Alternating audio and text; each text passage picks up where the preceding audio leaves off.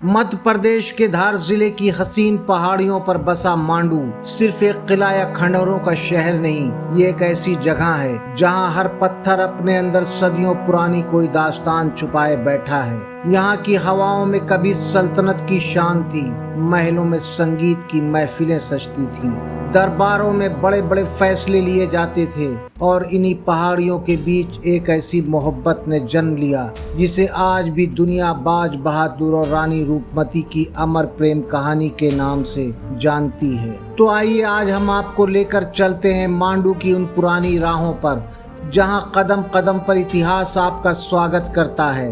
एक ऐसी ऐतिहासिक नगरी जहां खामोश पड़े खंडहर भी बीते जमाने की आवाज सुनाते हैं। मांडू पहुंचते ही सबसे पहले इसकी विशाल किलेबंदी और पुराने दरवाजे नजर आते हैं। कभी यही दरवाजे इस शहर की हिफाजत किया करते थे।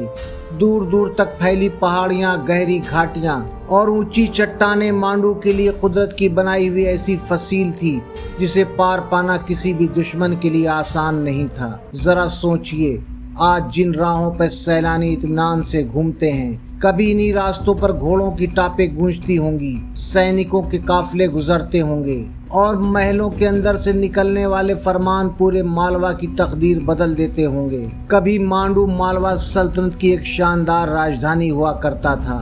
यहाँ दौलत थी, शानो शौकत थी, कला थी, संगीत था और सबसे बढ़कर था एक ऐसा स्थापत्य जिसकी खूबसूरती आज भी लोगों को हैरान कर देती है। और अब हम पहुंच चुके हैं मांडू की सबसे मशहूर इमारतों में से एक जहाज महल के सामने। पहली नज़र में ही आपको समझ में आ जाएगा कि इसे जहाज महल क्यों कहा जाता है। दो तालाबों, मंजू तालाब और कपूर तालाब के बीच बना ये लंबा महल दूर से ऐसा दिखाई देता है जैसे पानी के ऊपर कोई आलीशान जहाज तैर रहा हो। लगभग 120 मीटर लंबा ये महल मांडू की वास्तुकला का एक बेमिसाल नमूना है। इसका निर्माण 15वीं सदी के आखिर में मालवा के सुल्तान गयासुद्दीन खिलजी के दौर से जोड़ा जाता है। कहा जाता है ये महल शाही आराम और मनोरंजन के लिए बनवाया गया था। यहाँ शाही मेहमान ठहरते थे, महफिलें सजती थीं और गर्मी के दिनों में तालाब से आती ठंडी हवाएं पूरे महल के माहौल को खुशनुमा बना देती थीं। आज जब हम इस जहाज महल की छत पर खड़े होकर चारों तरफ फैले हुए पानी को देखते हैं तो सचमुच ऐसा लगता है जैसे कोई शाही कश्ती वक्त के समंदर में आज भी ठहरी हुई हो। मांडू की अगली निशानी है हिंडोला महल। इसे देखकर सबसे पहले इसकी दीवारें आपका ध्यान अपनी तरफ खींचती हैं। महल की भारी भरकम दीवारें बाहर की तरफ झुकी हुई हैं। यही झुकाव इसे झूले यानी हिंडोले जैसा रूप देता है और इसी वजह से इसे हिंडोला महल कहा गया। लेकिन इसकी खूबसूरती सिर्फ इसके नाम में नहीं बल्कि इसकी बनावट में भी छिपी है। कभी ये शानदार शाही सभागार हुआ करता था।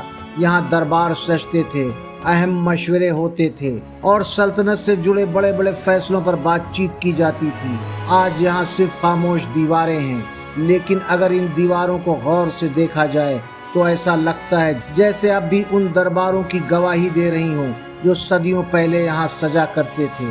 अब हमारी राह हमें लेकर चलती है मांडू की भव्य जामा मस्जिद की तरफ। मांडू की जामा मस्जिद मालवा सल्तनत की शानदार वास्तुकला की एक अहम निशानी है। इसका विशाल आंगन, मजबूत पत्थर की दीवारें और खूबसूरत मेहराबें उस दौर की कारीगरी और स्थापत्य कला का बेहतरीन नमूना पेश करती हैं। यहाँ खड़े होकर जब आप इस विशाल इमारत को देखते हैं तो ऐसा अंदाजा होता है कि अपने जमाने में ये जगह कितनी अहम रही होगी। कभी यहाँ नमाज के लिए लोगों की बड़ी तादाद जमा होती होगी और पूरे परिसर में इबादत की आवाजें गूंजती होंगी। जामा मस्जिद से आगे बढ़ते हुए अब हम पहुँचते हैं होशांग शाह के मकबरे पर। सफेद संगमरमर से बना ये मकबरा मांडू की सबसे खूबसूरत इमारतों में शुमार किया जाता है।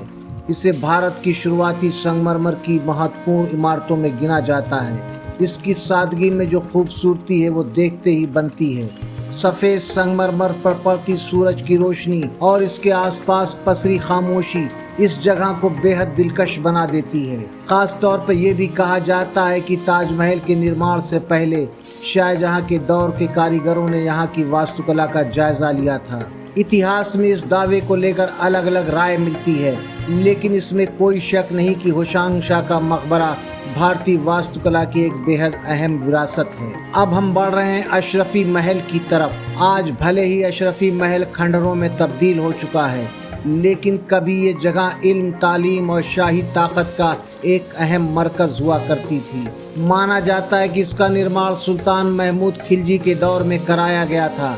यहाँ मदरसा और दूसरी शाही इमारतें मौजूद थीं। कभी इन गलियारों में उलमा और विद्वानों की बातचीत होती होगी, तालीम दी जाती होगी और दूर दूर से लोग यहाँ इल्म हासिल करने आते होंगे। आज इसकी टूटी हुई दीवारें खामोश हैं, मगर इन्हीं खंडहरों में मांडू के शानदार अतीत की तस्वीर साफ दिखाई देती है।